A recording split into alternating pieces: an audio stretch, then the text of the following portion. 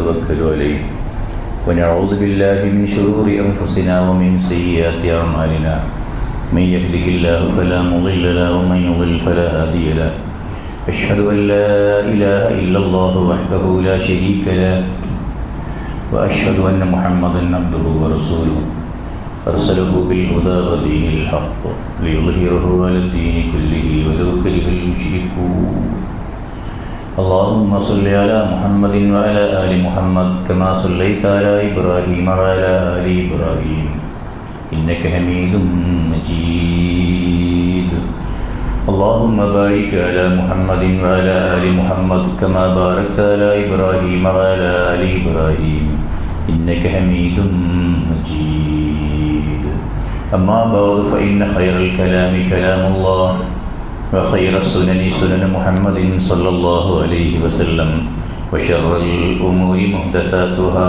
وكل محدثة بدعة وكل بدعة ضلالة أيها الإخوة والأخوات أوصيكم وإياي أولا بتقوى الله أعوذ بالله السميع العليم من الشيطان الرجيم خذ من أموالهم صدقة تطهرهم وتزكيهم بها وصل عليهم إن صلاتك سكن لهم والله سميع عليم.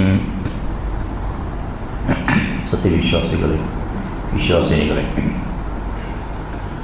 അള്ളാഹുവിൻ്റെ വിധിവിലക്കുകൾ സൂക്ഷിച്ചുകൊണ്ട് അള്ളാഹുവിൻ്റെ അനുഗ്രഹങ്ങൾക്ക് നന്ദി പ്രകാശിപ്പിച്ചുകൊണ്ട് നമ്മൾ കടന്നു പോകുന്ന പരിശുദ്ധമായ ദിനരാത്രങ്ങളെ കുറെ കൂടി നന്നായി ഉപയോഗപ്പെടുത്തിക്കൊണ്ട് ജീവിതം ഇപ്പോഴുള്ളതിനേക്കാൾ ഒന്നുകൂടി മെച്ചപ്പെടുത്താൻ ശ്രമിക്കണം എന്ന് എന്നെയും നിങ്ങളെയും ഗൗരവത്തോടു കൂടി ഉണർത്തുകയാണ്. റമദാൻ മാസം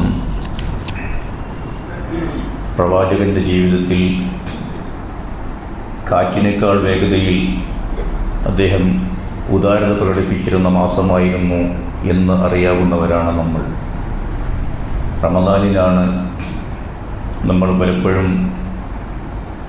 ദാനധർമ്മങ്ങളും സക്കാത്തുമൊക്കെ അധികമായി നൽകുന്നത്. സക്കാത്ത് ഏതായാലും റമദാനിലാണ്. ദാനധർമ്മങ്ങൾ കുറെ കൂടി ഊക്കോടുകൂടെ ചെയ്യുന്നതും ഉത്സാഹത്തോടുകൂടി ചെയ്യുന്നതും മത്സരബുദ്ധിയ വിഷയത്തിൽ കാണിക്കുന്നതും പരിശുദ്ധ റമദാനിലാണ്. അതുകൊണ്ട് തന്നെ ഫിഖ്ഹിയായ മസ്അലകളിലേക്ക് കടക്കാതെ ഇസ്ലാമിൻ്റെ സാമ്പത്തിക ശാസ്ത്രത്തെ വ്യവസ്ഥയെക്കുറിച്ച് ഒന്ന് രണ്ട് കാര്യങ്ങൾ സൂചിപ്പിക്കാനാണ് ആഗ്രഹിക്കുന്നത്. ഒരുപാട് ആളുകൾ ഇസ്ലാമിൻ്റെ സമ്പദ് വ്യവസ്ഥയെക്കുറിച്ച് പഠിച്ച് മുസ്ലിമീങ്ങളാകുന്നുണ്ട്. മുമ്പ് സൂചിപ്പിച്ച പോലെ ഒരൊറ്റ ആയത്താണ് ഒരു വലിയ മഹാനായ മനുഷ്യനെ ജൂതമതത്തിൽ നിന്ന് ഇസ്ലാമിലേക്ക് കൊണ്ടുപോകുന്നത്. അവിടെ നമ്മോട് ശ്രദ്ധിക്കാൻ പറഞ്ഞിരുന്നത് അൽഹാക്കുമുത് തകാസുർ എന്ന ഒരൊറ്റ പദമായിരുന്നു. ആ ഒരൊറ്റ രണ്ട് പദങ്ങൾ വിശദീകരണത്തിന് വിധേയമാക്കിയപ്പോൾ ഒരാളുടെ മതം തന്നെ മാറുകയാണ്. നമ്മളൊക്കെ കുറേ കാലമായി മുസ്ലിമുകളായി ജീവിക്കുന്ന ആളുകളാണ്. സമ്പത്തിനോട് നമ്മൾ കാണിക്കുന്ന സമീപനത്തിൽ ചില തിരുത്തലുകൾ ആവശ്യമുണ്ട് എന്ന് തോന്നുന്നു. എന്നോടും നിങ്ങളോടുമാണ് ഈ വർത്തമാനം. ഖുദ് മിൻ അംവാലിഹിം സദഖ. പ്രവാചകരെ, നിങ്ങൾ അവരിൽ നിന്ന് അവരുടെ സദഖകൾ പിടിച്ച് വാങ്ങണം. തുതഹിറുഹും, അവർ നൽകുന്ന ഈ സദഖകൾ സകാത്ത് അവരെ ശുദ്ധീകരിക്കും. വതുസക്കീഹിം ബിഹാ, അവർക്ക് സംസ്കരണവും ഉണ്ടാകും. ഈ ശുദ്ധീകരണവും സംസ്കരണവും ധനികൻ ദരിദ്രൻ ഇതിലേതെങ്കിലും ഒരു വിഭാഗത്തിൽ പരിമിതപ്പെടേണ്ട ഒരു സംഗതിയല്ല. സമ്പത്തുള്ള ആളുകൾക്കും സംസ്കരണം ആവശ്യമുണ്ട്, സമ്പത്തില്ലാത്തവർക്കും സംസ്കരണം ആവശ്യമുണ്ട്, കുട്ടികൾക്ക് ആവശ്യമുണ്ട്, മുതിർന്നവർക്ക് ആവശ്യമുണ്ട്. എല്ലാ മേഖലയിലും ഈ സംസ്കരണം അനിവാര്യമാണ്. ഇസ്ലാം കുടികൊള്ളുന്നത് തന്നെ സംസ്കൃത ചിത്തരായ ഒരു വിഭാഗത്തെ രൂപപ്പെടുത്തിയെടുക്കാൻ വേണ്ടിയാണ്. അതുകൊണ്ട് നമ്മളെ സംബന്ധിച്ചിടത്തോളം ഇസ്ലാം സക്കാത്ത് ചെലവഴിക്കാനുള്ള പ്രേരണ നൽകുന്നു, വല്ലാതെ പ്രേരണ നൽകുന്നു. സമ്പത്ത് കുന്നുകൂടുക വഴി ഉണ്ടാകാവുന്ന അനർത്ഥങ്ങളെ ഇസ്ലാം പേടിക്കുകയും വിരോധിക്കുകയും ചെയ്യുന്നു. സമ്പത്ത് കുന്നുകൂടുമ്പോൾ മനുഷ്യൻ ദുഷിച്ചു പോകും, അയാളുടെ പെരുമാറ്റങ്ങളൊക്കെ മാറും. അങ്ങനെ ഒരു സമൂഹം ടോട്ടലി സാമ്പത്തികമായി വല്ലാത്തൊരു പുരോഗതിയിലേക്ക് പോയാൽ ആ നാട് തന്നെ നശിച്ചു പോകാവുന്ന തോന്യാസത്തിലേക്ക് അവർ എത്തും. അത് ഇസ്ലാമിങ്ങനെ തടയിടുകയാണ്. അതുകൊണ്ട് തന്നെ ഇസ്ലാം മുന്നോട്ട് വെക്കുന്ന ദാനധർമ്മങ്ങളും സക്കാത്തുമൊക്കെ നേടിത്തരുന്ന ചില ലക്ഷ്യങ്ങളുണ്ട്. ആ ലക്ഷ്യങ്ങൾ കൃത്യമായി പഠിച്ചിട്ട് വേണം നമ്മൾ ധർമ്മം ചെയ്യാൻ ആരംഭിക്കാൻ.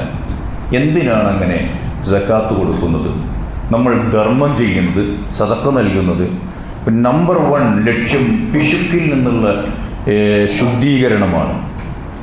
നമ്മുടെ മനസ്സിനെ ഷൊഹയിൽ നിന്ന് ബുഖലിൽ നിന്ന്, 2 പദങ്ങളാണ് അറബിയിലുള്ളത്.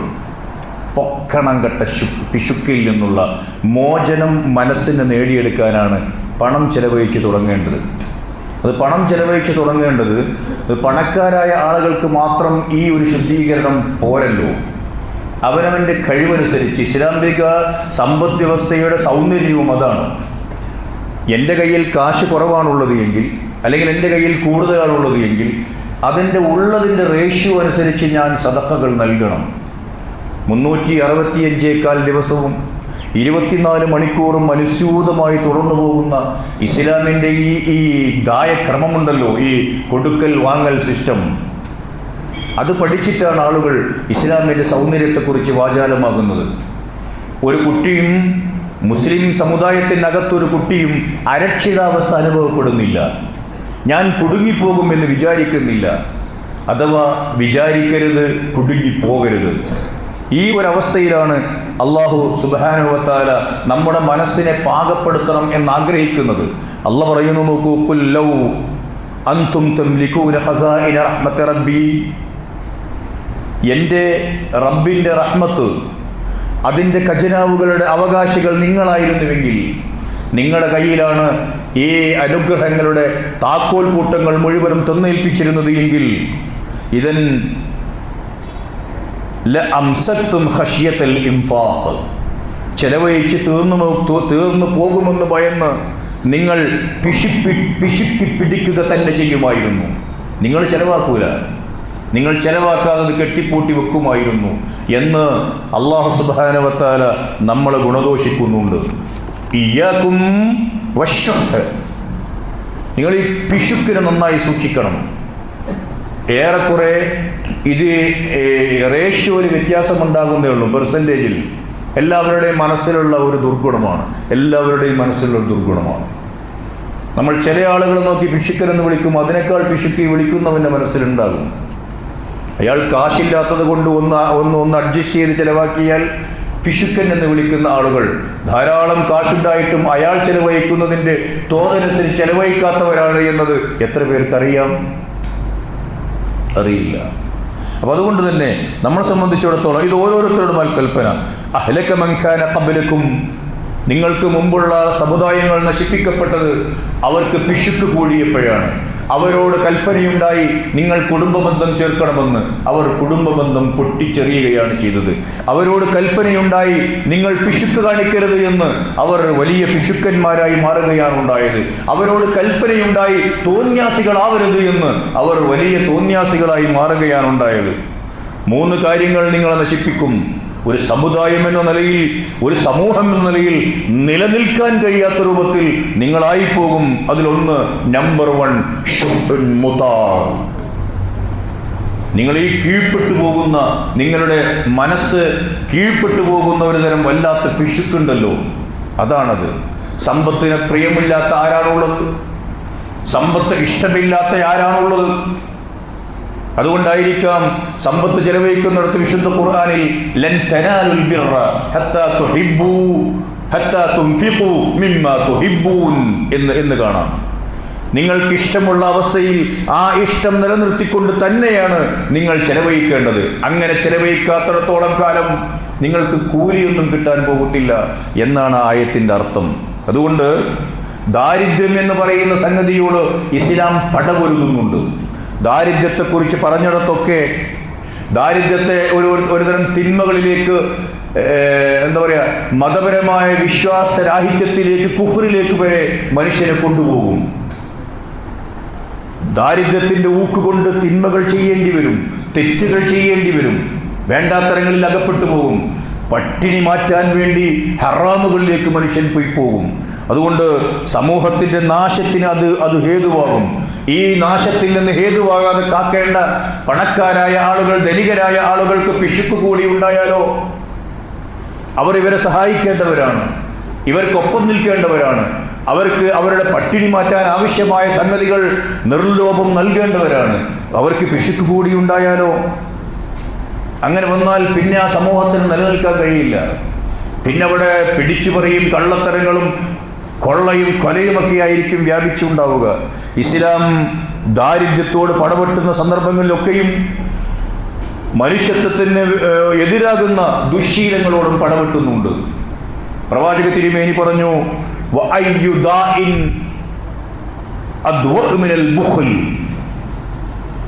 ബുഖ്ലിനേക്കാൾ കഷ്ടമായ മറ്റൊരു രോഗം ഏതാണുള്ളത്? ഏറ്റവും നീചമായ മോശമായ ഒരു രോഗമാണ് നിങ്ങളുടെ മനസ്സിൽ കുടികൊള്ളുന്ന പിശുക്ക് എന്ന് റസൂലുള്ളാഹി സ്വല്ലല്ലാഹു അലൈഹി വസല്ലം പറയുന്നുണ്ട്. വലാ യഹ്സബന്നല്ലദീന യബ്ഖലൂന ബിമാ ആതാഹുമുല്ലാഹു മിൻ ഫളിഹി വ ഖൈറൻ ലഹും. പടച്ച തമ്പുരാന്റെ അറിയിപ്പാണിത്. വലാ യഹ്സബന്ന, വിചാരിക്കേണ്ടതില്ല, അല്ലദീന യബ്ഖലൂന ബിമാ ആതാഹുമുല്ലാഹു മിൻ ഫളിഹി, അല്ലാഹുവിന്റെ ഔദാര്യമായി നൽകിയ സമ്പത്തിൽ പിശുക്കി വെക്കുന്ന ആളുകൾ, ഹുവ ഖൈറൻ ലഹും, അതവർക്ക് നന്മയാണ് എന്നവർ വിചാരിക്കേണ്ട. ബൽ ഹുവ ശർറുൻ ലഹും, എങ്ങനെ നോക്കിയാലും അവർക്കത് ഷർറാണ്. അവർ പിശുക്ക് കാണിച്ച ധനം കൊണ്ട് ഉയർത്തെഴുന്നേൽപ്പിന്റെ നാളിൽ അവരുടെ കഴുത്തിൽ മാല ചാർത്തപ്പെടും. ഇതാണ് സമ്പത്ത് പിശുക്കി വെച്ചാലുണ്ടാകാവുന്ന അവസ്ഥ. അതുകൊണ്ട് പിശുക്കുണ്ടാക്കുന്ന വേറെയും കുറേ സംഗതികളുണ്ട്, അതിൻ്റെ ബൈ പ്രൊഡക്റ്റുകൾ. അതിലൊന്നാണ് ഹിർസ്, അത്യാർത്തി. എത്ര കിട്ടിയാലും തികയാത്തൊരവസ്ഥയിലേക്ക് മനസ്സുകൾ ഇങ്ങനെ പോയിക്കൊണ്ടിരിക്കുന്ന അവസ്ഥയുണ്ടാകും. മറ്റൊന്നാണ് ഒരുതരം ആഹ്ലാദ പ്രിയം, അടിച്ചു പൊളിച്ച് ജീവിക്കാനുള്ള ഒരു ത്വര വരും. അത് പിശുക്ക് ഉണ്ടാക്കുന്നതാണെന്ന് പറഞ്ഞത്. മറ്റുള്ളവർക്ക് കൊടുക്കാൻ കാണിക്കുന്ന പിശുക്ക്, പക്ഷെ അവനവൻ ഈ സമ്പത്ത് ഇങ്ങനെ അടിച്ച് പൊളിച്ച് നശിപ്പിക്കുന്നത് ഇഷ്ടപ്പെടുന്ന ആളുകളാണുള്ളത്. അങ്ങനെ പരിശോധിച്ച് നോക്കിയാൽ പിശുക്കന്മാരൊക്കെ ഇത്തരമുള്ള കാര്യങ്ങളിൽ നന്നായി കാശിരുവാണ്. അറ്റ കൈക്കുപ്പ് തേക്കാത്തവൻ എന്ന ചൊല്ലിന് അന്വർത്ഥമാക്കുന്ന ആളുകൾ കൂടി സ്വന്തം ഫാമിലിയെയും ഭാര്യയെയും മക്കളെയും കൂട്ടിയിട്ട് ഇങ്ങനെ വെല്ലസുന്നത് കാണാം. അതാണ് രണ്ടാമത്തെ വാക്ക്. മറ്റൊന്ന് സൂഉൽ ലന്നാണ്, മറ്റൊന്ന് മൻഉൽ ഹുഖൂഖാണ്. റസൂലുള്ളാഹി പറഞ്ഞു, മാ റഅയ്തു ഇസ്റാഫൻ ഫീ ഷൈഇൻ ഇല്ലാ ബിബിജാനി ഹഖ്ഖുൻ മുളീർ. പിശുക്ക് കാണിക്കുന്ന ആളുകൾ അതോടൊപ്പം ഒരുപാട് അവകാശ ബാധ്യതകൾ ചെയ്തു തീർക്കാതെ വെക്കുന്നുണ്ടാകും, കടമകൾ നിർവഹിക്കാതിരിക്കുന്നുണ്ടാകും. അയാൾക്ക് മാതാപിതാക്കളുണ്ടാകും, അയാൾക്ക് ദരിദ്രരായ അയൽവാസികളുണ്ടാകും, അയാളുടെ കീഴിൽ ജീവിക്കുന്ന കീയാളരായ ആളുകളുണ്ടാകും, അയാളുടെ തന്നെ പണിക്കാരായ ആളുകളുണ്ടാകും. അവർ കഷ്ടപ്പെടുന്നത് കാണുന്നുണ്ടാകും. ഇവരോടൊക്കെയുള്ള ബാധ്യതാ നിർവഹണം പിശുക്ക് മൂലം നിർവഹിക്കാൻ പറ്റാത്ത അവസ്ഥ നമ്മൾക്ക് വന്നു ചേരും. മറ്റൊന്ന് ഹലാലും ഹറാമും നോക്കാതെ വാരിക്കൂട്ടുന്ന വല്ലാത്തൊരവസ്ഥ വരും. ഇതൊക്കെയും സൂക്ഷിക്കേണ്ട ചില സംഗതികളാണ്. അതുകൊണ്ട് നമ്മളെ സംബന്ധിച്ചിടത്തോളം ഈ അവകാശ ബാധ്യതകൾ എന്ന് പറയുന്ന ഒരവസ്ഥ, മറ്റുള്ളവർക്ക് നമ്മൾ ചെയ്യേണ്ട കടമകളും കടപ്പാടുകളും പൂർണ്ണമായി നിർവഹിക്കാൻ സമ്പത്ത് ഇറങ്ങിയേ പറ്റൂ. അതില്ലാത്തവരാണ് ഈ കുടുംബ ബന്ധങ്ങൾ മുറിച്ച് വേഗം അവനവനിശത്തിലേക്ക് ഉൾവലിഞ്ഞുകൊണ്ട് സ്വന്തം കാര്യം സിന്ദാബാദ് എന്ന മുദ്രാവാക്യം വിളിക്കുന്നവർ. അവർ സമൂഹത്തിൽ നിന്ന് വളരെ വേഗം സ്വന്തം മാളത്തിലേക്ക് ഉൾവലിഞ്ഞിട്ടുണ്ടാകും. സോഷ്യൽ കമ്മിറ്റ്മെന്റ് എന്ന പദം അവരുടെ നിഘണ്ടുവിൽ നിന്നവർ 6, 7, 8, 100 തവണ വെട്ടിക്കളഞ്ഞിട്ടുണ്ടാകും. അങ്ങനെയൊന്നില്ല ജീവിതത്തിൽ. പിശുക്കാണ് പ്രശ്നം എന്ന് നമ്മൾ മനസ്സിലാക്കേണ്ടതുണ്ട്. അങ്ങനെയുള്ള ഈ പിന്നെ ഉണ്ടാവുന്നതാണെന്നറിയോ, ബൽ തകൂനു തായിയത്തുൻ ലികുല്ലി ഫഹ്ശാഇൻ വഫിസ്ഖിൻ. എല്ലാ തോന്യാസത്തിനും എല്ലാ വേണ്ടാത്തരത്തിനും അവർ ഉണ്ടാവുകയും ചെയ്യും. ഇതിന്ന് കണ്ടുകൊണ്ടിരിക്കുന്നു. നാട്ടിൽ നടക്കുന്ന സകല വേണ്ടാത്തരങ്ങൾക്കും പണം ഒഴുകുന്നത് മുസ്ലിം കമ്മ്യൂണിറ്റിയിൽ നിന്നാണ്. നാട്ടിൽ നടക്കുന്ന സകല വേണ്ടാത്തരത്തിൻ്റെയും മുഖ്യ സംഘാടകർ മുസ്ലിം നാമധാരികളാണ്. എവിടെ നിന്നാണ് ഈ കാശ്? മുസ്ലിം ഉമ്മത്തിൽ പോസിറ്റീവായി ചെയ്യേണ്ട കുറെ വർക്കുകൾ ചെയ്യാൻ 5 കാശ് ചെലവാക്കാത്തവർ, നാട്ടിൽ നടക്കുന്ന ആഘോഷങ്ങൾക്ക് വേണ്ടി, ഉല്ലാസങ്ങൾക്ക് വേണ്ടി, ആർമാദങ്ങൾക്ക് വേണ്ടി എത്ര കോടിയാണ് ചെലവഴിക്കുന്നത്? ആർക്കാണ് അതുകൊണ്ട് നേട്ടം? ഏത് പടപ്പിനാണ് നേട്ടം? ആരുടെ പട്ടിണിയാണ് മാറുന്നത്? ആരുടെ സങ്കടങ്ങളാണ് തീരുന്നത്?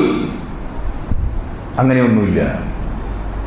അതൊരു തരം ഒരു നോക്കൂ, നിങ്ങൾ നല്ല കാര്യത്തിൽ ചെലവഴിക്കാൻ വേണ്ടി പറയുമ്പോൾ മാത്രം അശ്ശൈത്വാനു യഇദുകും അൽ ഫഖർ വയഅ്മുറുകും ബിൽ ഫഹ്ശാ, പിശാചി അവരുടെ മനസ്സിൽ അവരോട് ഇങ്ങനെ യഇദുകും അൽ ഫഖർ യുഖവ്വിഫുകും അൽ ഫഖർ, തീർന്നു പോവുകയെ, പട്ടിണിയായി പോവുകയെ, കുട്ടികൾ അങ്ങനെ ആയിപ്പോവുകയെ, ഇങ്ങനെ ആയിപ്പോവുകയെ എന്ന് പിശാചി പേടിപ്പിക്കും.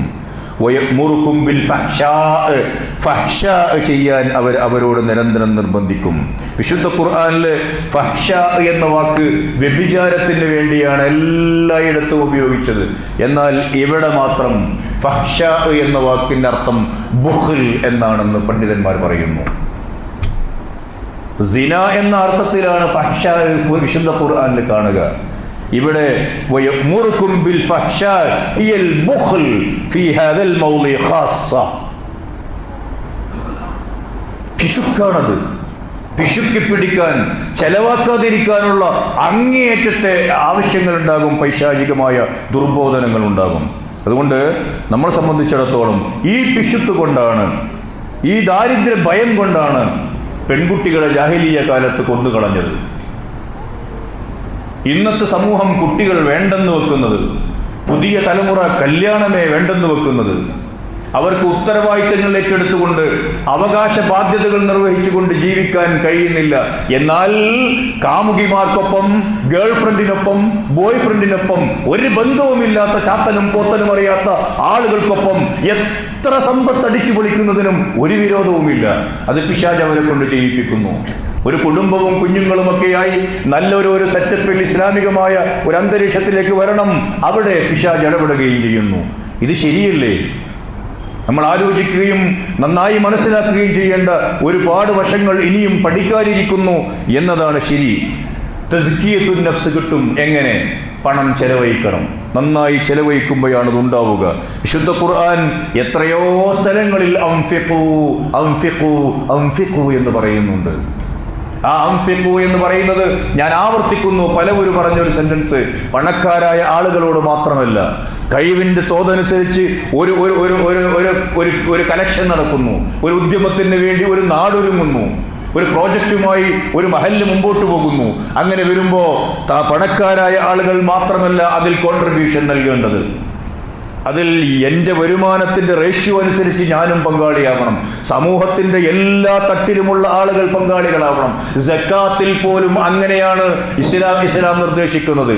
വളരെ കുറച്ച് ആളുകൾ സക്കാത്ത് നൽകുകയും വളരെയേറെ ആളുകൾ സക്കാത്തിന് കൈനീട്ടി നിൽക്കുകയും ചെയ്യുന്ന വ്യവസ്ഥയല്ല ഇസ്ലാമിലുള്ളത്. ഓരോരുത്തരും താങ്കളുടെ തോതനുസരിച്ച് സക്കാത്തിൽ 2.5% നൽകുക വഴി വിവിധ തട്ടുകളിൽ ജീവിക്കുന്ന ആളുകളുടെ മനസ്സുകൾക്കിടയിൽ ഉണ്ടാകുന്ന വല്ലാത്ത രഞ്ജിപ്പും അടുപ്പവും സ്നേഹവും കാരുണ്യവും, എന്നിട്ട് വല്ലാത്ത ഒരു സ്നേഹം കൊണ്ട് കോർത്തു കിട്ടിയ മനസ്സുകളുള്ള ഒരു സമൂഹമായി അവർ മാറ്റപ്പെടും എന്നതാണ് സക്കാത്ത് കൊണ്ട് ഇസ്ലാം മുന്നോട്ട് വെക്കുന്ന സാമൂഹ്യമായ സുന്ദരമായ ചിത്രം. അതുണ്ടാകാതെ പോകുന്നു. ആളുകൾ, ചിലർ കൊടുക്കേണ്ട സക്കാത്ത് കൊടുക്കേണ്ട ആളുകൾ എത്ര പേർ സക്കാത്തിന്റെ ലിസ്റ്റിൽ നിന്ന് പേര് വെട്ടിയതിന്റെ പേരിൽ പിണങ്ങിപ്പോകുന്നുണ്ട്. ആളുകൾക്കറിയില്ല എന്താണ് ഇസ്ലാം എന്നോട് പറയുന്നത് എന്ന്. അപ്പം അങ്ങനെയുള്ള ഒരു അവസ്ഥയിൽ വിശ്വാസി സമൂഹം കുറെ കൂടി നന്നാവേണ്ടതുണ്ട്. മനുഷ്യന്റെ മനസ്സിന്റെ സമാധാനം ഒരിക്കലും കൈ നീട്ടുമ്പോഴല്ല ലഭിക്കുന്നത്. ആളുകൾക്ക് നൽകാൻ വേണ്ടി കൈ ഇങ്ങനെ പിടിക്കുമ്പോഴാണ്, നൽകുമ്പോഴാണ് മനസ്സിന് സൗഖ്യം ലഭിക്കുന്നത്, സന്തോഷം ലഭിക്കുന്നത്. എനിക്കുണ്ട് എന്ന വല്ലാത്തൊരു ആത്മവിശ്വാസം എനിക്കുണ്ടാകുന്നത്, എനിക്ക് കൊടുക്കാൻ കഴിഞ്ഞത് എനിക്ക് അനുഗ്രഹമുള്ളത് കൊണ്ടാണല്ലോ എന്തെൻ്റെ മനസ്സ് ആഹ്ലാദപൂർവ്വം ഇങ്ങനെ എന്നോട് പറഞ്ഞുകൊണ്ടേയിരിക്കും. അതാണ് ഇസ്ലാം ആഗ്രഹിക്കുന്നത്. അതുകൊണ്ട് കൊടുത്തു ശീലിക്കുക. അൽ മാൽ മിസ്ലൽ ഹസാ ഫി യദിനാ ഫലൈസ യൻഫഉ ഇല്ലാ ഹീന യൻതഖിലു എന്നൊരു അറബി കവി പാടിയിട്ടുണ്ട്. നമ്മുടെ കയ്യിലുള്ള ഈ വാക്കിംഗ് സ്റ്റിക്ക് ഉണ്ടല്ലോ, ആളുകൾ മനോഹരമായി കാശ് കൊടുത്തൊക്കെ അത് വാങ്ങി വെക്കും. അത് വീട്ടിൽ വാങ്ങി വെച്ച് ഇവൻ ഒരടി നടക്കുന്നില്ലെങ്കിൽ എന്തിനാണ് ആ വടി എന്നാ കവി ചോദിക്കുന്നു. എന്തിനാണ് ആ വടി വാങ്ങിയത്? എന്തിനാണല്ലോ നിന്റെ കയ്യിൽ കാശ്, നീ ഒരു അഞ്ച് പൈസ ചെലവഴിക്കുന്നില്ലെങ്കിൽ എന്നാണ് അദ്ദേഹം നമ്മളോട് ചോദിക്കാൻ ആഗ്രഹിക്കുന്നത്. അതുകൊണ്ട് മനുഷ്യനെ സംബന്ധിച്ചിടത്തോളം 2 ടൈപ്പ് ആളുകളുണ്ട്. പിശുക്കി പിടിച്ചിങ്ങനെ ഉണ്ടാക്കുക, കട്ടും കവർന്നും ഒക്കെ എങ്ങനെയെങ്കിലും ഉണ്ടാക്കുക. അതുകൊണ്ട് നമ്മളെ സംബന്ധിച്ചിടത്തോളം വേറെ ചില ആളുകൾ ഇങ്ങനെ ചെലവഴിച്ചു കൊണ്ടിരിക്കുന്ന ആളുകളുമുണ്ട്. ഏത് കൂട്ടത്തിലാണ് നമ്മൾ ഉൾക്കൊള്ളേണ്ടത്? മനുഷ്യൻ ഒരു അള്ളാഹുവിൻ്റെ ഒരു റബ്ബാനിയായ ഒരു ഗുണം ഉൾക്കൊള്ളുന്നു ചെലവഴിക്കുമ്പോൾ. അള്ളാഹുവിൻ്റെ പണി അങ്ങനെ അനുഗ്രഹങ്ങൾ ചൊരിഞ്ഞുകൊണ്ടേ ഇരിക്കുകയാണ്. ഈ അനുഗ്രഹങ്ങൾ ചൊരിയുന്ന പടച്ചതമ്പുരാന്റെ സിഫത്തിന്റെ ഓരം ചേർന്നുകൊണ്ട് ജീവിച്ചു പോവാൻ നമ്മുടെ അനുഗ്രഹങ്ങൾ, കയ്യിലുള്ള അനുഗ്രഹങ്ങൾ ചെലവഴിക്കുമ്പോൾ എനിക്കും നിങ്ങൾക്കും ആകുന്നു എന്നതാണ് പ്രശ്നം. റസൂലുള്ളാഹി പറഞ്ഞു, മാ യകൂനു ഇൻദി മിൻ ഖൈരിൻ ഫലൻ ഉദഖിറു അൻകും. എൻ്റെ കയ്യിൽ അല്ലാഹ് ഏൽപ്പിച്ച ഒരു ഖൈറും ഒരു നന്മയും ഞാൻ നിങ്ങളിൽ നിന്ന് പിശുക്കി വെക്കൂല കേട്ടോ. എന്നെ ഏൽപ്പിച്ച ഒരു ഖൈറും നിങ്ങൾക്ക് തരാതിരിക്കൂല, നിങ്ങൾ അറിയിക്കാതിരിക്കൂല, ഞാൻ എനിക്ക് വേണ്ടി മാറ്റിവെക്കൂല. ഇത് പ്രവാചകൻ റസൂൽ സല്ലല്ലാഹു അലൈഹി വസല്ലമയുടെ ഉന്നതമായൊരു സ്വഭാവ ഗുണമായിരുന്നു. അതുകൊണ്ട് സക്കാത്ത് കൊടുക്കുക, സദഖ നൽകുക, ഇതൊക്കെയും നമ്മൾ അള്ളാഹുവോട് കാണിക്കുന്ന ശുക്രിന്റെ ഭാഗമാണ്. നമ്മൾ ഷാക്കിറാണോ നമ്മൾ ഗഫൂറാണോ എന്ന് തെളിയിച്ചു കൊടുക്കേണ്ട ഒരു അവസ്ഥ വിശ്വാസികളായ ആളുകൾക്കുണ്ട് എന്ന് അള്ളാഹുവിൻ്റെ മതം നമ്മൾ പഠിപ്പിക്കുന്നു.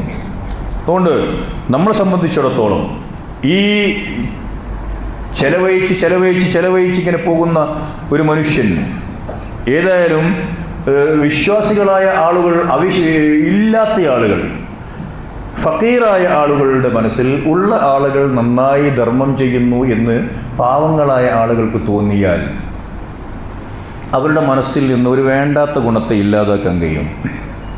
എന്തു പറയുമോ? അതിപ്പോൾ അതിന് അസൂയ എന്നാണ് ആ ഗുണത്തിൻ്റെ പേര്. വേലയ്ക്ക് പോകുന്ന മുതലാളിയുടെ വീട്ടിൽ നിന്ന് ആ മുതലാളിയിൽ നിന്ന് തനിക്ക് അവകാശപ്പെട്ട അവകാശങ്ങളും സംഗതികളുമൊക്കെ നന്നായി ലഭിക്കുന്നുണ്ട് എന്ന് മനസ്സുകൊണ്ട് വിശ്വസിക്കുന്ന ഒരു തൊഴിലാളിയും ഒരു പണിക്കാരനും അയാളോട് അസൂയ വെക്കില്ല. തീർച്ചയാണ് കാര്യം. മതിപ്പുണ്ടാകും, ആദരവുണ്ടാകും, ബഹുമാനമുണ്ടാകും, പ്രാർത്ഥനയുമുണ്ടാകും. നേരെ മറിച്ച് ഞാനെടുക്കുന്ന എൻ്റെ വിയർപ്പിനുതകുന്ന രൂപത്തിൽ കൂലി കിട്ടുന്നില്ല, എനിക്ക് എന്തൊക്കെ അവകാശങ്ങൾ നൽകാനുണ്ട്, എൻ്റെ ദാരിദ്ര്യത്തെ പരിഗണിക്കുന്നില്ല, എന്നെ ചൂഷണം ചെയ്യുക മാത്രമാണ് ചെയ്യുന്നത്, അയാളോട് അസൂയ എന്ന് പറയുന്ന ദുർഗുണം വരും ഈ ഫക്കീറിന്. അത് രണ്ടു കൂട്ടർക്കും ദോഷം ചെയ്യും. ആത്മാർത്ഥമായി ജോലിയിടങ്ങളിൽ ജോലി ചെയ്യാത്ത ഒരവസ്ഥയുണ്ടാകും. ചെലവഴിക്കുന്ന ആളുകൾ ഇതാണോ ലക്ഷ്യം വെക്കേണ്ടത്? അല്ല. ലക്ഷ്യം വെക്കേണ്ടത് വമാ തുൻഫിഖൂന ഇല്ല ഇബ്തിഗാഅ വജ്ഹില്ലാഹ്, അള്ളാഹുവിൻ്റെ വജ്ഹ് കാംക്ഷിച്ചുകൊണ്ടായിരിക്കണം ചെലവ് ചെയ്യേണ്ടത്. അപ്പോൾ അള്ളാഹു സുബ്ഹാനഹു വ തആല ദുനിയാവിൽ തരുന്ന ചില അതിൻ്റെ ഫലങ്ങളാണ് ഈ കാണുന്നൊക്കെ നമ്മൾ മനസ്സിലാക്കേണ്ടതുണ്ട്. അതുകൊണ്ട് സമ്പത്ത് ഉള്ളവർ ഇല്ലാത്തവർക്ക് നൽകണം. ഉള്ളവർ ഇല്ലാത്തവർക്ക് നൽകി ഇല്ലാത്തവനെ പോലെയാവണോ? അങ്ങനെയും ഉണ്ട് സമൂഹത്തിൽ കുറച്ച് ആളുകൾ. ഇവർക്ക് ഈ ചെലവഴിക്കുന്നതിൻ്റെ തോതറിയില്ല, എത്രമാത്രം ചെലവഴിക്കണം അതും അറിയില്ല. അങ്ങനെ ചിലപ്പോൾ ആരെങ്കിലും മുച്ചിന്ന് കയറ്റിയാൽ അങ്ങനെ കൊടുത്ത് പപ്പറായി പോകുന്ന ആളുകളുമുണ്ട്. ചുരുക്കമുള്ളെന്ന് മാത്രം. അതുകൊണ്ട് ഈ കൊടുത്തു ദരിദ്രനാവണമെന്നാരും പറയുന്നില്ല, അങ്ങനെ ഇസ്ലാം പറഞ്ഞിട്ടുമില്ല. യസ്അലൂനക മാദാ യുൻഫിഖൂൻ, പ്രവാചകരെ അവർ താങ്കളോട് വന്ന് ചോദ്യം ചോദിക്കും, എന്തിൽ നിന്നാണ് ഞങ്ങൾ ചെലവഴിക്കേണ്ടത്? ഖുലിൽ അഫ്വ, താങ്കളുടെ ചെലവുകളൊക്കെ കഴിച്ച് ബാക്കി കൊടുത്താൽ മതി. അപ്പോൾ ഈ ചെലവുകൾക്കൊരു നിദാനം വേണ്ടേ? അത് നമ്മൾ ഓരോരുത്തരും കണക്കാക്കുക.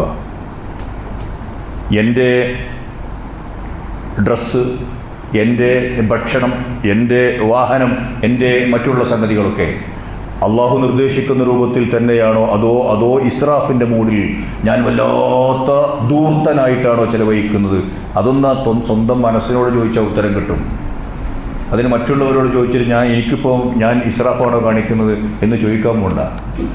എനിക്കറിയാം ഞാൻ ധരിക്കുന്ന ഡ്രസ്സിൻ്റെ വില എന്താവണം, അതെത്രമാത്രം ആവാം, എങ്ങനെയൊക്കെ ആവാം, ഞാൻ കഴിക്കുന്ന ഭക്ഷണം എവിടെ നിന്നാവണം, എങ്ങനെയാവണം, അതിൻ്റെ ക്വാളിറ്റിയും അതിൻ്റെ എന്താ പറയുക അതിൻ്റെ വിലയും സംഗതികളും ഒക്കെ കണക്കാക്കണ്ടേ?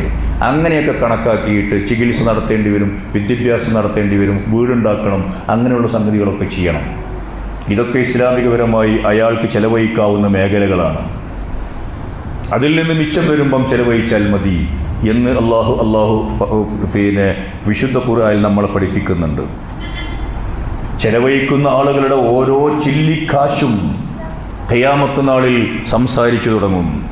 യൗമൽ ഹിസാബ്, വിചാരണയ്ക്ക് വെക്കുമ്പോൾ നമുക്ക് അനുകൂലമായി സാക്ഷി പറയുന്ന ഒരവസ്ഥയുണ്ടാകും. വിശുദ്ധ ഖുർആൻ മുമ്പോട്ട് വെക്കുന്ന ആശയത്തിൽ സകാത്തിലൂടെ, സദഖകളിലൂടെ ഞാനും നിങ്ങളും ജീവിക്കുന്ന മുസ്ലിം ഉമ്മത്ത് ടോട്ടലി സംസ്കരണത്തിന് വിധേയമാകും. സമ്പത്ത് എന്ന് പറയുന്നതിൻ്റെ ഇസ്ലാമിക കൺസെപ്റ്റ് അതെവിടെയെങ്കിലും ഇങ്ങനെ കുന്നുകൂടി കിടക്കണമെന്നല്ല. കൈ ലാ യകൂന ദുവലത്തൻ ബൈനൽ അഗ്നിയായി മിൻകും, നിങ്ങളുടെ കൂട്ടത്തിലെ സമ്പന്ന വർഗത്തിൽ ഇങ്ങനെ കെട്ടിക്കിടക്കേണ്ട ഒരു സാധനമല്ല സമ്പത്ത് എന്ന് പറയുന്നത്. അതിങ്ങനെ നടക്കണം സമൂഹത്തിൽ എല്ലാ സ്ഥലത്തും. കൂടുതലുള്ള ആളുകളുണ്ടാവും, കുറവുള്ള ആളുകളുണ്ടാവും. വളരെ കുറഞ്ഞു പോകുന്ന ആളുകളിലേക്ക് കൂടുതലുള്ള ആളുകളിൽ നിന്നത് ഒഴുകി എത്തണം. അങ്ങനെയുള്ള ഒരവസ്ഥയാണ് ഉണ്ടാവേണ്ടത് എന്ന് അള്ളാഹുവിൻ്റെ മതം നമ്മളെ പഠിപ്പിക്കുന്നു. പടച്ച തമ്പുരാൻ നമ്മളെ ഓർമ്മപ്പെടുത്തുന്ന ഒരു കാര്യം, സമ്പത്ത് കുന്നുകൂട്ടി വെക്കുന്ന ആളുകൾക്കും ആ സമൂഹത്തിനും ഉണ്ടാകുന്ന ദുരന്തത്തെക്കുറിച്ച് പറയുന്നുണ്ട്. വൈദ അറദ്ന അൻ നുഹ്ലിക ഖറിയതൻ അമർനാ മുത്രഫീഹ ഫഫസഖൂ ഫീഹ ഫഅഖ അലൈഹിൽ ഖൗൽ. അള്ളാഹു ഒരു രാജ്യത്തെ, ഒരു ഗ്രാമത്തെ, ഒരു പ്രദേശത്തെ നശിപ്പിക്കണമെന്ന് ആഗ്രഹിച്ചാൽ എന്ത് ചെയ്യുന്നൊരു സുഖലോലുപന്മാരായ ആളുകൾക്ക് അള്ളാഹു നന്നായി ജീവിക്കാനുള്ള കൽപ്പനകളൊക്കെ നൽകും. പക്ഷേ അവർ ആ ആജ്ഞകൾ ലംഘിച്ചുകൊണ്ട് തോന്നിയ മാതിരി തോന്യാസികളായി ജീവിക്കും. പണം കൊന്നുകൂടുകയും എന്നിട്ട് മനസ്സിൽ തോന്നിയ പോലെ ജീവിച്ചു തുടങ്ങുകയും ചെയ്താൽ അള്ളാഹുവിൻ്റെ ശിക്ഷയ്ക്ക് പാത്രീഭൂതരാകാനുള്ള ക്വാളിഫിക്കേഷനായി എന്ന് നമ്മൾ മനസ്സിൽ വെക്കുക. ഒറ്റയ്ക്കിരുന്ന് നമ്മൾ ഓരോരുത്തരും ഒന്ന് ആലോചിച്ച് നോക്കുക.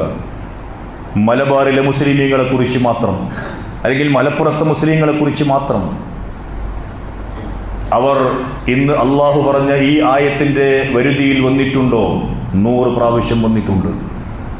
പിന്നെയും അള്ളാഹു സുബ്ഹാനഹു വ തആല നമ്മളെ ശിക്ഷിക്കാത്തതും നശിപ്പിക്കാത്തതും അള്ളാഹുവിൻ്റെ കാരുണ്യം ഒന്നുകൊണ്ട് മാത്രമാണ് എന്നും മനസ്സിൽ വെക്കുക.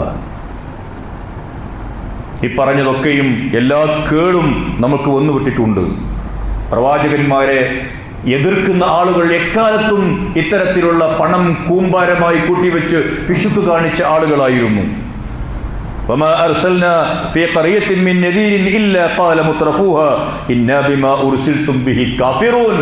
ഞങ്ങൾ വിശ്വസിക്കൂലോ എന്ന് പറഞ്ഞതൊക്കെയും ഈ സമ്പത്തിൻ്റെ ബലത്തിലായിരുന്നു. സമൂഹത്തിലെ ദുർബല വിഭാഗത്തിൻ്റെ രക്ഷയ്ക്ക് വേണ്ടി പ്രൊട്ടക്ഷന് വേണ്ടി വാളെടുക്കാൻ ആവശ്യപ്പെട്ട ഒരു മതമാണ് ഇസ്ലാം മതം. പാവപ്പെട്ട മുസ്ലിമിനെ ഒരു ലോകത്ത്, ഒരു നാട്ടിൽ ജീവിക്കാൻ അനുവദിക്കില്ലെന്ന് വന്നപ്പോൾ അവിടെയാണ് എന്നായത്തിറങ്ങുന്നത്. പാവപ്പെട്ടവന്റെ അവകാശം പിടിച്ചു വെക്കുന്നത് അതുപോലെയുള്ള ദുൽമാണെന്ന് അള്ളാഹുവിന്റെ മതം കണക്കുകൂട്ടുന്നു. അതുകൊണ്ടാണ് അബൂബക്കർ സിദ്ദീഖ് റളിയല്ലാഹു തആല അൻഹു യുദ്ധം പ്രഖ്യാപിച്ചത്. وما لكم لا تقاتلون في سبيل الله والمستضعفين من الرجال والنساء والولدان الذين يقولون ربنا أخرجنا من هذه القرية الظالم أهلها എന്ന് പറഞ്ഞെടുത്ത് ഈ ദുൽമ കൂടി ചേർത്ത് വായിക്കുക. അതുകൊണ്ട് നമ്മളെ സംബന്ധിച്ചിടത്തോളം കുറച്ചുകൂടി ഗൗരവത്തിൽ നമ്മുടെ സമ്പത്ത് ചെലവഴിക്കുന്ന കാര്യം മനസ്സിലുണ്ടാവണം. പിശുക്ക്, ഞാൻ ആവർത്തിക്കുന്നു, എല്ലാവരുടെയും മനസ്സിൽ പിശുക്കുണ്ട്. അള്ളാഹു എന്ന് കരുതിയിട്ട് ആകെ പിശുക്കി വെച്ച് ഒന്നും ചെലവാക്കാതെ അള്ളാഹു തന്ന അനുഗ്രഹങ്ങൾ ഒന്നും പുറത്ത് കാണിക്കാതെ ജീവിക്കരുത്. അങ്ങനെ ഒരു സഹാബിയെ പ്രവാചകൻ തിരുത്തുന്നുണ്ട്. എങ്ങനെ? അള്ളാഹു നൽകുന്ന ഫളിന്റെ ഒരു സിമ്പിളും ജീവിതത്തിലില്ല. അങ്ങനെ കുറച്ച് ആൾക്കാരുണ്ട്. നിനക്ക് അള്ളാഹു അനുഗ്രഹങ്ങൾ നൽകിയിട്ടുണ്ടോ? ഉണ്ട്. എത്രമാത്രം? അയാൾ എങ്ങനെ വിശദീകരിച്ച് പറഞ്ഞു. എങ്കിൽ അത് നിന്റെ ഡ്രസ്സിലും പെരുമാറ്റത്തിലും സംഗതികളിലൊക്കെ കാണണം. അതിനനുസരിച്ചൊക്കെ ഡ്രസ്സിട്ട് തിന്നും കുടിച്ചൊക്കെ നടന്നോ എന്ന് അള്ളാഹു പ്രവാചക തിരുമേനി പറയുന്നുണ്ട്. മറ്റൊന്ന്, സമൂഹത്തിൽ ഉണ്ടാകരുത് എന്ന് അള്ളാഹുവിൻ്റെ മതം ആഗ്രഹിക്കുകയും കർശനമായി വിരോധിക്കുകയും ചെയ്തൊരു സംഗതിയാണ് റമളാൻ മാസത്തിൽ അതീവ ഗൗരവത്തോടു കൂടി ആളുകൾ ആചരിക്കുന്നത്. നേരം വെളുത്താലും കണ്ട് ആകെ യാചകന്മാരുടെ പടയിറങ്ങുകയാണ്. ഒരു വലിയ ജാഥ ഇങ്ങനെ നയിച്ചുകൊണ്ട് കുറേ സ്ത്രീകൾ വരുന്നുണ്ടോ, അത് മുഴുവനും യാചനയ്ക്ക് വേണ്ടിയാണ്. അത്യാവശ്യം വീട്ടിൽ വരുമാനമുള്ള ആളുകൾ പോലും റമളാനായാൽ എരക്കാൻ നടക്കുന്നു എന്ന വല്ലാത്തൊരു ഗതികേട് റമളാൻ മാസത്തിൻ്റെ പ്രത്യേകതയായി മാറുകയാണ്. വലിയ വലിയ സംരംഭങ്ങൾക്ക് വേണ്ടിയുള്ള സദഖകൾക്ക് വേണ്ടി ആളുകൾ മാന്യമായി നമ്മുടെ മുമ്പിൽ വരുന്നുണ്ട്. അതല്ല ഞാൻ ഉദ്ദേശിക്കുന്നത്. ചില പ്രദേശങ്ങളിലൂടെ ഇങ്ങനെ നടന്നു പോയാൽ പേടി തോന്നും. എന്താണിത്? എങ്ങനെയാണ് നിങ്ങളിത് മാനേജ് ചെയ്ത് പോകുന്നത് എന്ന് അവിടുത്തെ വീട്ടുകാരോട് ചോദിച്ചു പോകാറുണ്ട്. എങ്ങനെയാണിത് മാനേജ് ചെയ്യാൻ കഴിയുന്നത്? അമ്മ സായില ഫലാ തൻഹർ എന്ന ആയത്ത് കൂടി പേടിപ്പിക്കുമ്പോൾ കുടുങ്ങിപ്പോകുന്ന അവസ്ഥയില്ലേ എന്നും ചോദിക്കുന്നു. എന്നാൽ യാചന ഇസ്ലാം കാണുന്നത് എങ്ങനെയെന്ന് ആളുകൾ മനസ്സിലാക്കുന്നില്ല. ലാ യഫ്തഹു അബ്ദുൻ ബാബു മസ്അലത്തിൻ, യാചനയുടെ ഒരു ബാബ് തുറന്നാൽ ഇല്ല ഫതഹല്ലാഹു ലഹു ബാബു ഫഖ്രിൻ, പിന്നെ അള്ളാഹു ആ മനുഷ്യനെ തുറന്നു വെച്ചു കൊടുക്കുക ദാരിദ്ര്യത്തിന്റെ വാതിലുകൾ തന്നെയായിരിക്കും. നിങ്ങളൊന്ന് പരിശോധിച്ചോളൂ. അവനവന്റെ നാട്ടിൽ എവിടെയും പോണ്ട. യാചന നിത്യ തൊഴിലാക്കിയ ആളുകൾ യാചകരായി മരിക്കുവോളം പാവങ്ങളായി കഴിഞ്ഞുകൂടേണ്ട അവസ്ഥയും ദാരിദ്ര്യത്തിന്റെ നെല്ലിപ്പടിയിൽ നിന്ന് വളർന്നു വന്ന് ആ നാട്ടിലെ വലിയ പണക്കാരായി വരുന്ന ആളുകളെയും നിങ്ങൾ കാണുന്നില്ലേ? എന്താണ് മറ്റേ ടീമിന്, ആദ്യത്തെ ടീമിന് തടസ്സം? യാചനയാണോ എന്നൊന്ന് പഠിച്ചൂടെ? അതൊരു വലിയ ക്രെഡിറ്റ് ആയി കാണരുത്. അള്ളാഹുവിന്റെ പ്രവാചകൻ പറഞ്ഞു, ലൗ യഅലമൂന മാ ഫിൽ മസ്അല മാ മശാ അഹദുൻ ഇലാ അഹദിൻ യസ്അലുഹു ശൈഅ. നിങ്ങൾക്കറിയുമായിരുന്നുവെങ്കിൽ അതിന്റെ ഗൗരവം, യാചനയുടെ ദുരന്തം മനസ്സിലാക്കിയിരുന്നുവെങ്കിൽ നിങ്ങൾ ഒരാളും മറ്റൊരാളുടെ മുമ്പിൽ ചോദിച്ചു കൊണ്ടുവന്നു നിൽക്കൂലായിരുന്നു. അത്രമേൽ ഇനിമേൽ ഇങ്ങനെയാണ് ഗൗരവത്തിൽ അല്ലാഹുവിന്റെ പ്രവാചകൻ എന്ന് പറയുക. ആവശ്യങ്ങൾ ചോദിക്കേണ്ടി വരില്ലേ? ചോദിക്കേണ്ടി വരരുത് സമൂഹമേ അവർക്ക്. അവർ ചോദിക്കുന്നതിന് മുമ്പ് ആ ആവശ്യങ്ങൾ കണ്ടറിഞ്ഞ് നിർവഹിക്കാവുന്ന ഒരു സംവിധാനത്തിന്റെ പേരാണ് ഇസ്ലാം എന്നത്. അവിടെ നമ്മൾ തോറ്റുപോകുമ്പോ നിവൃത്തിയില്ലാതെ കൈ കാണിക്കേണ്ടി വരുന്ന ആളുകളുണ്ട്, ഫഖീറന്മാരായ ആളുകൾ. എന്നാൽ അങ്ങനെ കൈനീട്ടേണ്ടി വരുന്ന സന്ദർഭങ്ങളിൽ പോലും മുണ്ടുപുറുക്കിയെടുത്ത് അടുപ്പ് പുകയാതെ കുട്ടികളെ ശാന്തരാക്കിയിരുത്തിയിട്ട് ഇപ്പോഴും പട്ടിണി കിടക്കുന്ന ആളുകളുണ്ട് സമൂഹത്തിൽ. അവരാണ് മിസ്കീൻ എന്ന് പറയുന്ന പട്ടികയിലുള്ളവർ. ഇസ്ലാമിന്റെ ദാനധർമ്മങ്ങളും സക്കാത്തുകളും ആദ്യത്തെ പ്രിഫറൻസ് ശരിക്കും അവർക്കാണ് നൽകേണ്ടത്. നമ്മൾ ഫക്കീർ മിസ്കീൻ അങ്ങനെയാണ് എണ്ണുക. മിസ്കീൻ എന്ന പദമാണ് ചെലവഴിക്കാൻ പറയുമ്പം വർദ്ധിച്ച തോതിൽ അള്ളാഹുവിന്റെ കിതാബ് പരിചയപ്പെടുത്തുന്നത്. അപ്പൊ ഇതൊക്കെ നമ്മൾ മറ്റൊന്ന്, ഈ തക്കാഫുൽ എന്ന് പറയുന്ന മ്യൂച്വൽ റെസ്പോൺസിബിലിറ്റി എന്ന് ട്രാൻസ്ലേറ്റ് ചെയ്യാവുന്ന ഒരു പദമാണ് തക്കാഫുൽ. ഇസ്ലാം മതമാണ് അങ്ങ് ഒരു വാക്കെന്നെ പഠിപ്പിച്ചത്. കഫീൽ, കഫാലത്ത്, ഈ പറയുന്ന വാക്കുകളൊക്കെ മുസ്ലിമീങ്ങൾക്ക് സ്വന്തം. ഈ ഒരു മ്യൂച്വൽ റെസ്പോൺസിബിലിറ്റി നമ്മൾ ഓരോരുത്തരും ഏൽക്കുകയാണെങ്കിൽ അപ്പുറത്തെ വീട്ടിൽ തീ പുകയുന്നുണ്ടോ,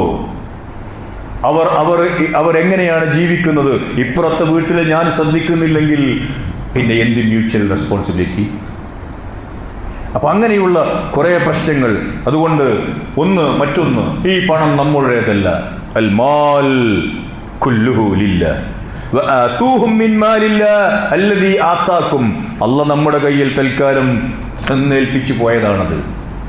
ആ ഒരു അവസ്ഥയിൽ നമ്മുടെ സമ്പത്ത് ഉള്ളത് കൊണ്ട് മാത്രം നരകത്തിൽ പോവേണ്ട അവസ്ഥ വന്നുകൂടാ എന്നാണ് ഗൗരവത്തിലുള്ളത്. റമളാൻ മാസമാണിത്. ഈ റമളാൻ മാസത്തിലും നമ്മൾ നമ്മുടെ സമ്പത്തിൽ നിന്ന് ചെലവഴിക്കുക എന്ന ആ ഒരു പദം മാത്രം പഠിക്കുന്നില്ലെങ്കിൽ, അഭ്യസിക്കുന്നില്ലെങ്കിൽ പിന്നെ നമ്മളിനി എന്നാണ് ചെലവഴിക്കുക? ചെലവഴിച്ച് ശീലിക്കണം. പിശുക്കുള്ള ആളുകൾ ചെലവഴിച്ച് ശീലിച്ചിട്ടാണ് പിശുക്കിനെ ഇല്ലാതെയാക്കേണ്ടത്. അല്ലാഹു സുബ്ഹാനഹു വ തആല അല്ലാഹുവിൻ്റെ മതം നമ്മെ ഏൽപ്പിക്കുന്ന എല്ലാ ബാധ്യതകളും, പ്രത്യേകിച്ച് സാമൂഹ്യ ബാധ്യതകൾ സുന്ദരമായി നിർവഹിക്കുന്നവരുടെ കൂട്ടത്തിൽ, നല്ല വിശ്വാസികളുടെ കൂട്ടത്തിൽ നമ്മെ എല്ലാവരെയും ഉൾപ്പെടുത്തി അനുഗ്രഹിക്കുമാറാകട്ടെ.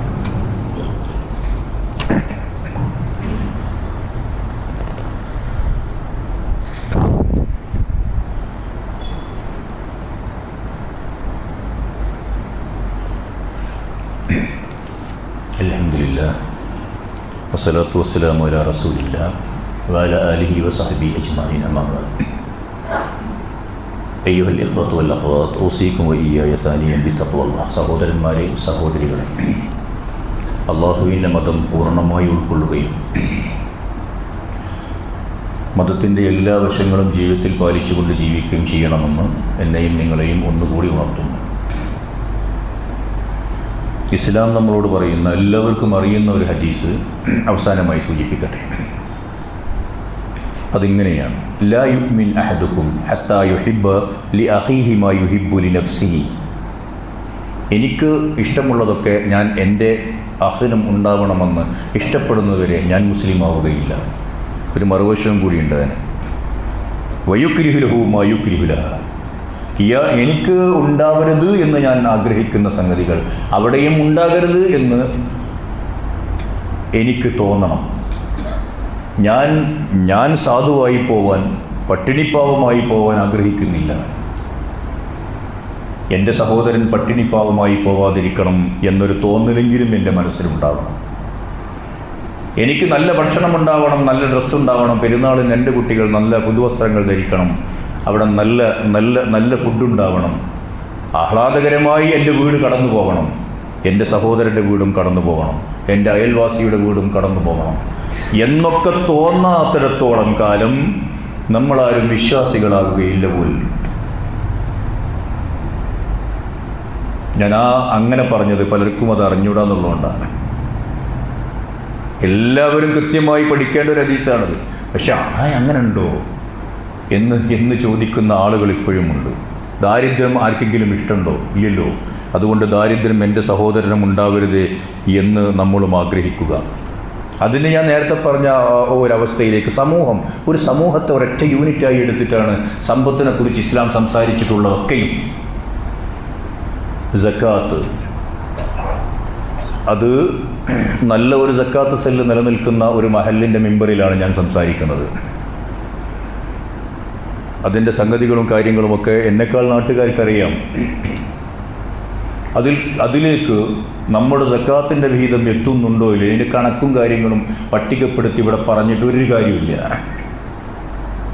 അത് കൊടുക്കുന്ന ആളുകൾ അവരെ ഇഷ്ടം പോലെ പഠിക്കും. എനിക്കുറപ്പുണ്ട്, നമ്മളെങ്ങനെ കൊടുത്താലും കുറച്ചുകൂടിയൊക്കെ ബാക്കി ഉണ്ടാവും, കൊടുക്കാനേ ഉണ്ടാവുള്ളൂ. ഏറിപ്പോകും നമ്മൾ വിചാരിക്കണ്ട, ഏറിപ്പോയിട്ടുണ്ടാവില്ല. എന്നിട്ട് ഈ കണക്കിന് എത്ര വലിയ പ്രശ്നമുള്ളൂ. ഞാൻ കൊടുക്കുന്ന സക്കാത്ത് ഏറിപ്പോയാൽ അള്ളാഹ് സ്വീകരിക്കാതിരിക്കുന്നില്ല. സദക്കയിൽ കണ്ടുവച്ചാൽ മതി. എങ്ങനെ കൊടുത്താലും ബാക്കിയുണ്ടാകും എന്നൊരു മാനസികാവസ്ഥയിൽ തന്നെ മുമ്പോട്ട് പോവുക.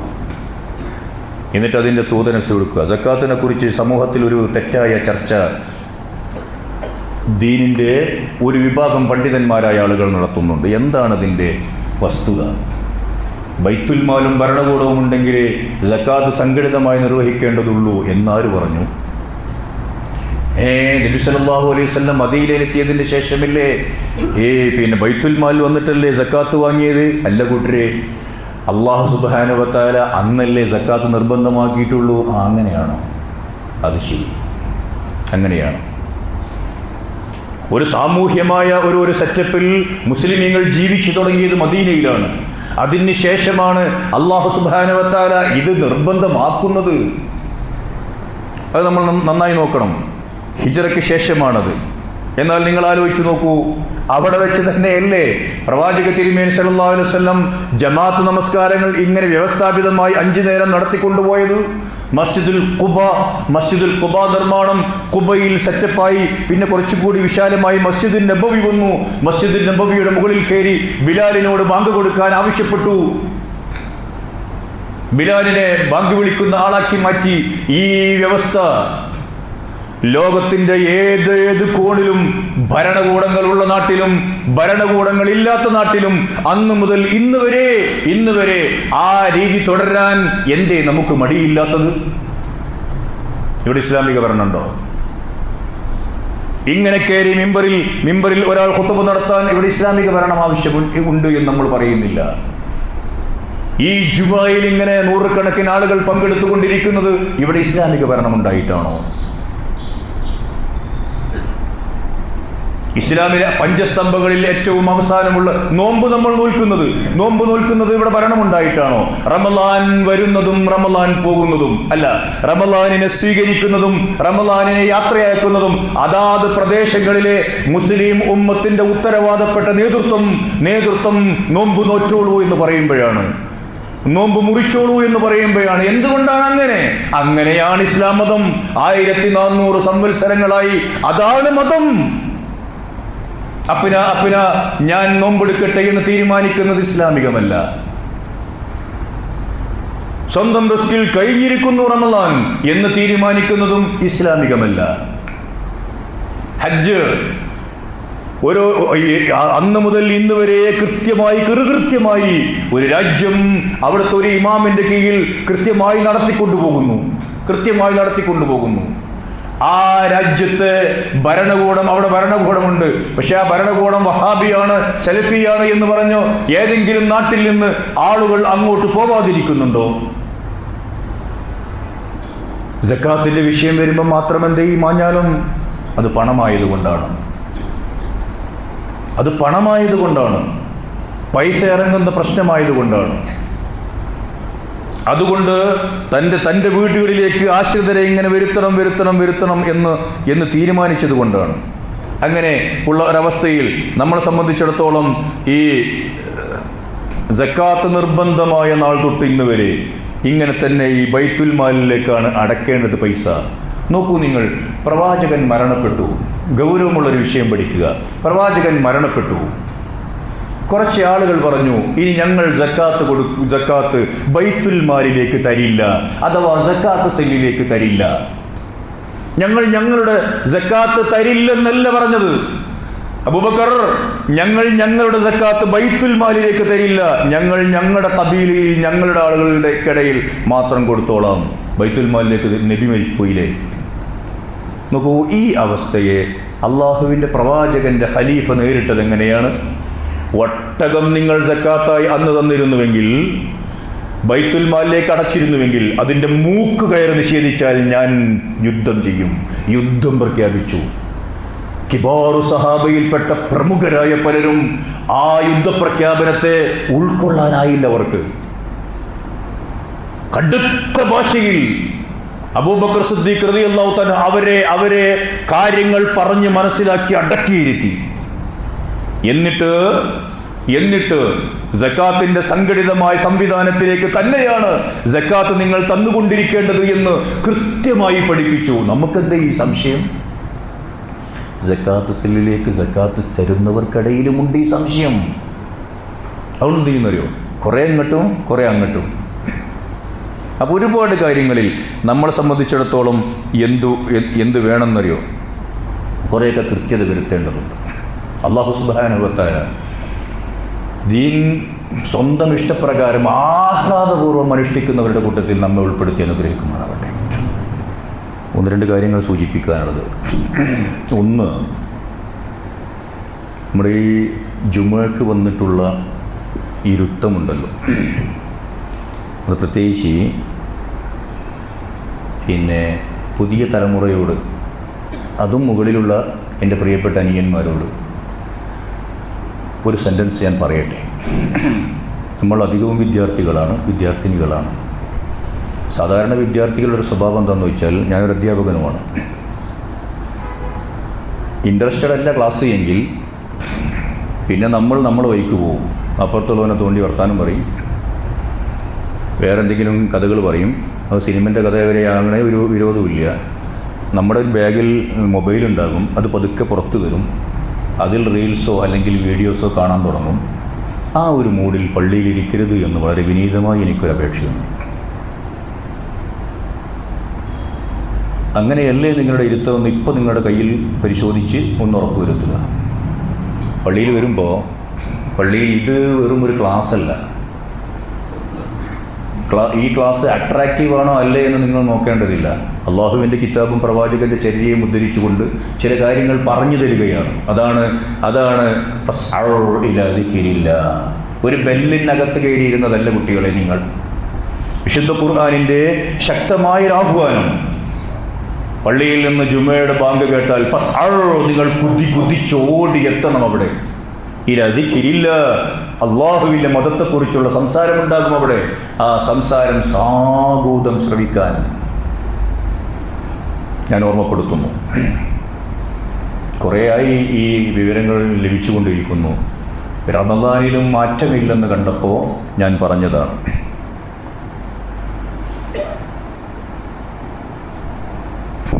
ഇന്ന് കേന്ദ്ര പള്ളി ഫണ്ട് ആണ് പിരിക്കാൻ ഉദ്ദേശിക്കുന്നത്. അതിലേക്ക് സംഭാവന അർപ്പിക്കണം എന്ന് ഉണർത്തുകയാണ്. മദ്രസയുടെ പണി നേരത്തെ സൂചിപ്പിച്ച പോലെ മുന്നോട്ട് പോയിക്കൊണ്ടിരിക്കുന്നുണ്ട് അതിവേഗം. അതിൽ ഞാൻ നേരത്തെ പറഞ്ഞ പോലെ ഒന്നുകൂടി പറയുന്നു, അതിൽ നമ്മുടെ മഹല്ലിലെ മുഴുവൻ ആളുകളുടെയും ചെറുതോ വലുതോ എന്തിലോ ആട്ടെ അതിൻ്റെ കോൺട്രിബ്യൂഷൻ അതിലെത്തണം എന്ന് സഗൗരവം ഞാൻ നിങ്ങളെ ഉണർത്തുകയാണ്. പിന്നെ ഞായറാഴ്ച സ്കൂളിലെ ക്ലാസ് ഹാഫിൽ റഹ്മാൻ മദനി പുത്തൂർ ബദർ വിശ്വാസിക്ക് നൽകുന്ന പാഠം എന്ന വിഷയത്തിലാണ് ക്ലാസ് എടുക്കുന്നത്. കഴിയുന്നത്ര ആളുകൾ ആ ക്ലാസ്സിൽ പങ്കെടുക്കണം എന്ന് ഉണർത്തുന്നു. അള്ളാഹു സുബ്ഹാനഹു വ തആല അള്ളാഹുവിൻ്റെ ദീൻ കുറെ കൂടി നന്നായി ആചരിക്കാൻ പറ്റിയ ഈ നല്ല ദിനരാത്രങ്ങളെ നന്നായി ഉപയോഗപ്പെടുത്തുവാനുള്ള തൗഫീഖ് നമുക്കെല്ലാവർക്കും നൽകി അനുഗ്രഹിക്കുമാറാവട്ടെ. നമ്മുടെ ജീവിതത്തിൽ കഴിഞ്ഞു പോകുന്ന ഓരോ നിമിഷങ്ങളെയും വിലയിരുത്തുന്ന നല്ല ബുദ്ധിമാന്മാരായ ആളുകളുടെ കൂട്ടത്തിൽ അള്ളാഹു നമ്മെ ഉൾപ്പെടുത്തി അനുഗ്രഹിക്കുമാറാവട്ടെ. ജീവിതത്തിൻ്റെ ഓരോ നിമിഷവും അള്ളാഹു കണ്ടുകൊണ്ടിരിക്കുന്നു എന്ന ബോധത്തോടു കൂടി പ്രവർത്തിക്കാൻ അള്ളാഹു നമ്മെ പാകപ്പെടുത്തുമാറാവട്ടെ. നമ്മിൽ നിന്ന് വന്നു പോകുന്ന എല്ലാ പിഴവുകളും അള്ളാഹു വിട്ടുപുറത്ത് മാപ്പാക്കി തരുമാറാവട്ടെ. അള്ളാഹു നൽകിയ ഓരോ അനുഗ്രഹത്തിനും നന്ദി കാണിക്കുന്ന നല്ലവരിൽ അള്ളാഹു സുബ്ഹാനഹു വ തആല നമ്മെ ഓരോരുത്തരെയും ഉൾപ്പെടുത്തുമാറാവട്ടെ. നമ്മുടെ നോമ്പിൽ, നോറ്റുവീട്ടിയ നോമ്പിൽ പിഴവുകൾ സംഭവിച്ചു പോയിട്ടുണ്ടാവാം. അങ്ങനെ സംഭവിച്ചു പോയ പിഴവുകൾ റഹ്മാനായ തമ്പുരാനെ നീ ഞങ്ങൾക്ക് വിട്ടുപുറത്ത് മാപ്പാക്കി തരണമേ നാഥ.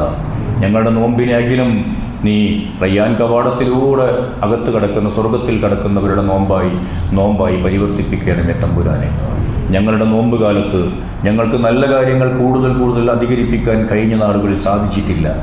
വരും നാളുകളിൽ കുറേ കൂടി സൽക്കർമ്മങ്ങൾ, പുണ്യങ്ങൾ ചെയ്ത് റമദാനിനെ സുന്ദരമാക്കാൻ നീ ഞങ്ങൾക്ക് അനുമതിയും നീ ഞങ്ങൾക്ക് അവസരവും തോന്നിച്ചെയ്യും നൽകി അനുഗ്രഹിക്കണമേ തമ്പുരാനെ. ഞങ്ങളുടെ കൂട്ടത്തിൽ രോഗം മൂലം കഷ്ടപ്പെടുന്ന ആളുകൾക്ക് നാഥ നീ ഷിഫ നൽകി അനുഗ്രഹിക്കണമേ. ഞങ്ങളുടെ കൂട്ടത്തിൽ മാനസികമായി തീ തിന്നുന്ന ആളുകൾക്ക്, പ്രത്യേകിച്ച് സഹോദരിമാർക്ക് ആഫിയത്ത്, സൗഖ്യം നൽകി അനുഗ്രഹിക്കണമേ റഹ്മാനെ. ഞങ്ങളുടെ കൂട്ടത്തിൽ നിന്ന് ഒരുപാട് ആളുകൾ നിൻ്റെ വിളിക്കുത്തരം ചെയ്തുകൊണ്ട് തിരിച്ച് നിന്നിലേക്ക് യാത്രയായിട്ടുണ്ട്, മരിച്ചു പിരിഞ്ഞു പോയിട്ടുണ്ട്. അവരുടെ പാപങ്ങളൊക്കെയും കഴുകിക്കളയുകയും ഞങ്ങളുടെ പാപങ്ങളും കഴുകിത്തന്ന് അവരെയും ഞങ്ങളെയും നീ സ്വർഗ്ഗലോകത്ത് ഒരുമിപ്പിക്കണമേ തമ്പുരാനെ. ഞങ്ങളുടെ സന്താനങ്ങളിൽ നിന്ന്, ഞങ്ങളുടെ ഇണകളിൽ നിന്ന്, ഞങ്ങളുടെ കുടുംബങ്ങളിൽ നിന്ന് ഞങ്ങൾക്ക് കൺകുളിർമ പ്രദാനം ചെയ്യണമേ തമ്പുരാനെ. ഞങ്ങളുടെ സന്താനങ്ങളെ വകതിരിവുള്ളവരാക്കി നീ മാറ്റണമേ നാഥ. നിന്നെക്കുറിച്ച് പേടിയുള്ള, സമൂഹത്തോട് കടപ്പാടും കടമയും എന്താണെന്ന് പഠിച്ച സോഷ്യൽ കമ്മിറ്റ്മെൻറ്റോടുകൂടി ജീവിച്ച് മുന്നോട്ട് പോകുന്ന ഒരു പുതിയ തലമുറയെ നീ ഞങ്ങൾക്ക് പ്രത്യേകം നൽകണമേ തമ്പുരാനെ. ഞങ്ങളുടെ മക്കൾക്ക്, അവരുടെ മക്കൾക്കും സർവശക്തനായ തമ്പുരാനെ നീ സ്വർഗം നൽകി അനുഗ്രഹിക്കണമേ നാഥ. അല്ലാഹുമ്മ ഗ്ഫിർ ലിൽ മുഅ്മിനീന വൽ മുഅ്മിനാത്ത് വൽ മുസ്ലിമീന വൽ മുസ്ലിമീൻ ഇന്നക മുജീബ്